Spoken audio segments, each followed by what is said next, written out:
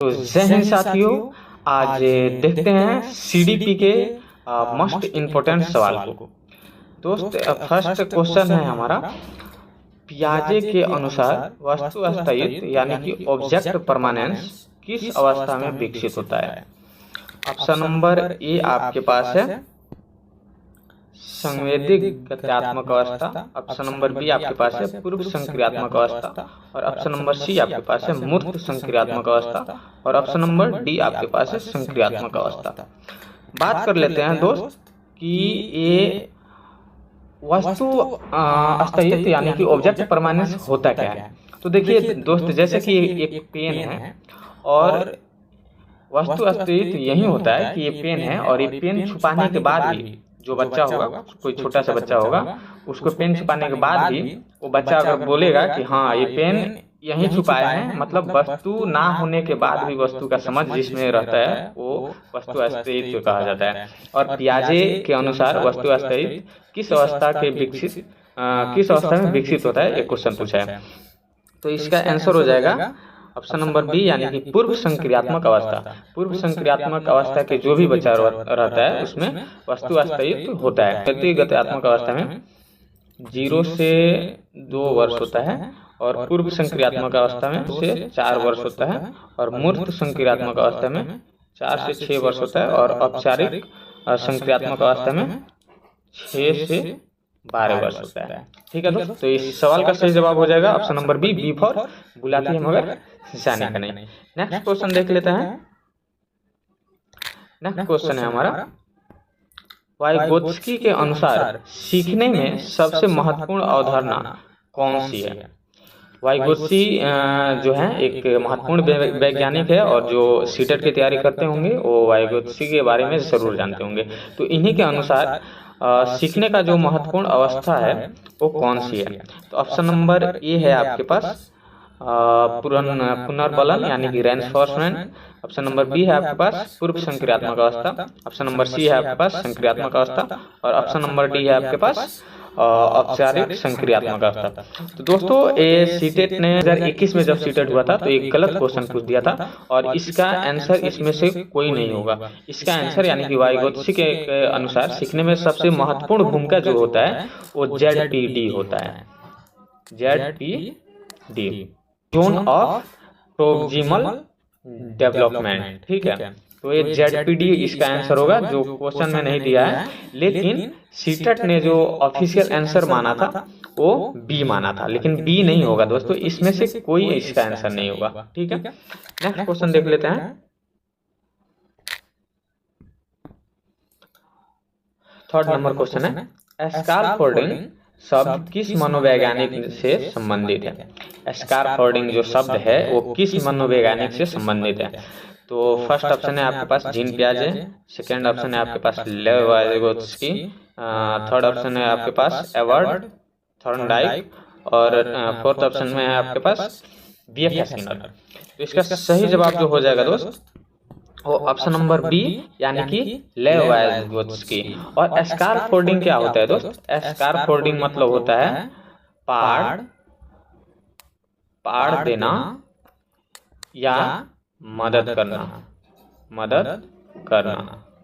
इसका हिंदी हो जाता है दोस्त, और इन्हीं का इंग्लिश जो होता है स्कैफोल्डिंग होता है। और इसका मतलब ये होता है कि जो शिक्षक होते हैं वो बच्चों को कहीं भी क्वेश्चन बनाने में फंसता है या कुछ समझने में फंसता है, तो शिक्षक जो है वो हेल्प करते हैं, और हेल्प करने के बाद थोड़ा हिंट्स देते हैं। हिंट्स देने के बाद वो अपने आप को हटा लेते हैं ताकि बच्चे उसको कैसे फेस करता है, कैसे सामना करता है। ठीक है, तो इसी को बोलते हैं पाड़ देना। तो ये लेव वाइगोत्स्की ने स्कैफोल्डिंग शब्द का सिद्धांत दिया था। नेक्स्ट क्वेश्चन देख लेते हैं। क्वेश्चन नंबर 4 है हमारे सामने, निम्न में से कौन सा अधिगम का संज्ञानात्मक सिद्धांत है। आप सभी को पता है संज्ञानात्मक सिद्धांत किसने दिया था। जो लोग सीटेट का तैयारी कर रहे होंगे वो लोग को अच्छे से पता होगा कि संज्ञानात्मक सिद्धांत किसने दिया था। तो इसमें आपके पास ऑप्शन है स्किनर, पावलोव और ब्रूनर थॉर्नडाइक। सही आंसर जो हो जाएगा ऑप्शन नंबर सी। और चलो कभी साथ में बैठकर चाय पी लेते हैं, यानी कि ब्रूनर जो है संज्ञानात्मक सिद्धांत दिया था। नेक्स्ट क्वेश्चन देख लेते हैं। क्वेश्चन नंबर 5 है हमारे सामने। थॉर्नडाइक का लॉ ऑफ इफेक्ट किससे संबंधित है? फर्स्ट ऑप्शन है आपके पास भाषा विकास, सेकंड ऑप्शन है आपके पास अधिगम यानी कि सीखना, थर्ड ऑप्शन है आपके पास व्यक्ति सिद्धांत और फोर्थ ऑप्शन है आपके पास, क्या सही ऑप्शन हो जाएगा आप बताएंगे जरा। तो इसका सही ऑप्शन हो जाएगा ऑप्शन नंबर बी यानी कि अधिगम। अधिगम बोले तो सीखना। थॉर्नडाइक का लॉ ऑफ इफेक्ट जो है सीखने से संबंधित है, सिखाने से संबंधित है। अधिगम यानी कि लर्निंग से संबंधित है। ठीक है, नेक्स्ट क्वेश्चन देख लेते हैं। क्वेश्चन नंबर 6 है हमारे पास।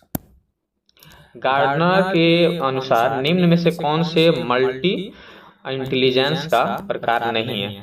आप सभी को क्वेश्चन जो है ध्यान से पढ़ना है। यहाँ पे नहीं दिया हुआ है और बहुत सारे बच्चा ये नहीं को पढ़ते ही नहीं है, इसलिए क्वेश्चन गलत कर देते हैं। तो क्वेश्चन को सबसे पहले ध्यान पूर्वक पढ़ना है।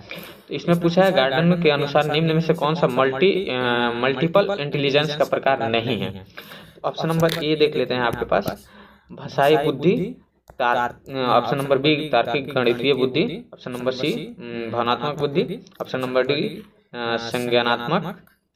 संगीतात्मक बुद्धि। तो आप सभी को पता है कि जो गार्डनर जो है बहुबुद्धि का सिद्धांत दिया था और 8 प्रकार के बहुबुद्धि का सिद्धांत दिया था, जिसमें से एक सेकंड दोस्त, जिसमें से ये भाषाई बुद्धि का भी सिद्धांत दिया था, तार्किक गणितीय बुद्धि का भी सिद्धांत दिया था और संगीतात्मक का भी सिद्धांत दिया था। लेकिन भावनात्मक का सिद्धांत उन्होंने नहीं दिया था और ये पूछा है कि कौन सा नहीं है, इसलिए इसका आंसर जो है सी हो जाएगा यानी कि भावनात्मक बुद्धि। नेक्स्ट क्वेश्चन देख लेते हैं। निम्न में से कौन सा आंतरिक मोटिवेशन का उदाहरण है?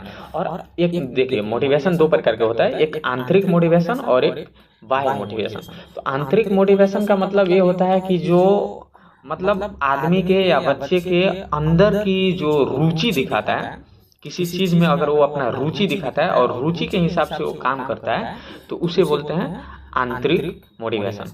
और जैसे लोभ से या डर से या प्राइज के लिए या प्रतियोगिता के लिए या अदर किसी चीज के लिए अगर कोई काम कर रहा है तो बाय मोटिवेशनल में आता है, लेकिन अपने रुचि के लिए कोई काम कर रहा है तो आपको आंतरिक रुचि में आता है। तो यहाँ पे देख लेते हैं ऑप्शन पुरस्कार पाने के लिए पढ़ना, यानी कि ये पुरस्कार पाने के लिए पढ़ रहा है तो ये बाह्य बुद्धि में आ जाएगा, बाह्य मोटिवेशन में आ जाएगा। अधिक अंक लाने के लिए पढ़ना, ये भी अधिक अंक लाने के लिए यानी कि इसके अंदर लालच है तो ये भी बाह्य अंदर में आ जाएगा, बाह्य मोटिवेशन में आ जाएगा।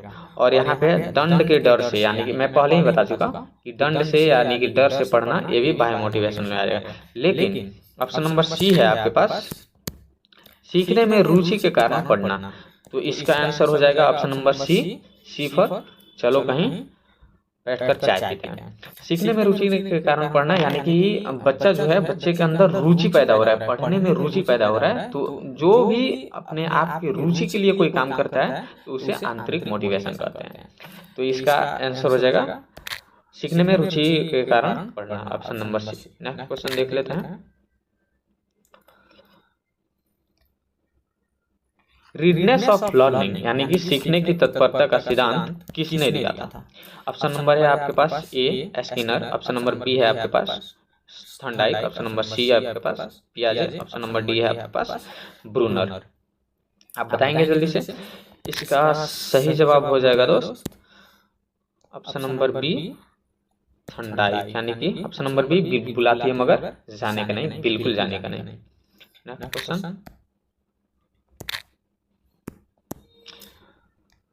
ब्लूम्स टैक्सोनॉमी यानी कि रिवाइव्स का सर्वोत्तम स्तर कौन सा है? ऑप्शन नंबर ए स्मरण, ऑप्शन नंबर बी समझना, ऑप्शन नंबर सी विश्लेषण, ऑप्शन नंबर डी सृजन यानी कि क्रिएट। तो सबसे पहले यहाँ पे पूछा है रिवाइव्ड यानी कि मेमोराइजेशन जिसको स्मरण बोलते हैं का सर्वोच्च स्तर कौन सा है? तो स्मरण तो बिल्कुल भी नहीं होगा, समझना तो बिल्कुल भी नहीं होगा, विश्लेषण तो बिल्कुल नहीं करना है बच्चों के साथ। इसका राइट आंसर हो जाएगा सृजन यानी कि क्रिएट करके अगर किसी चीज को बच्चे को सिखाते हैं तो सबसे बेस्ट माना जाता है, इसलिए इसका डी हो जाएगा, डी फॉर डरना नहीं कभी गलत इंसान से। नेक्स्ट क्वेश्चन देख लेते हैं, और ये क्वेश्चन आखिरी क्वेश्चन है। 10वां प्रश्न है हमारे सामने, निम्न में से कौन सा फॉर्मेटिव असेसमेंट यानी कि रचनात्मक मूल्यांकन का उदाहरण है। देखिए दोस्त, मूल्यांकन जो है दो प्रकार का होता है, एक फॉर्मेटिव असेसमेंट होता है और एक सबमेटिव असेसमेंट होता है। तो जहां भी सबमेटिव असेसमेंट की बात है तो वहां पे नेगलेक्ट करना है यानी काट देना है। फॉर्मेटिव असेसमेंट बहुत ही अच्छा असेसमेंट है। इसके अनुसार देखिए कौन सा ऑप्शन सही होता है। फर्स्ट ऑप्शन है आपके पास वार्षिक परीक्षा, सेकेंड ऑप्शन है आपके पास यूनिट टेस्ट के बाद फीडबैक देना, थर्ड ऑप्शन है आपके पास बोर्ड परीक्षा, और फोर्थ ऑप्शन है आपके पास प्रवेश परीक्षा। देखिए परीक्षा की जहां बात है, परीक्षा बच्चे को जो है कंसेप्चुअल चीजें सिखाना है और सिखाना, मेमोराइजेशन नहीं कराना है। वार्षिक परीक्षा तो बिल्कुल नहीं होगा, बोर्ड परीक्षा भी नहीं होगा, प्रवेश परीक्षा नहीं होगा। परीक्षा जहां देखना है नेगलेक्ट करना है उसको। यूनिट टेस्ट के बाद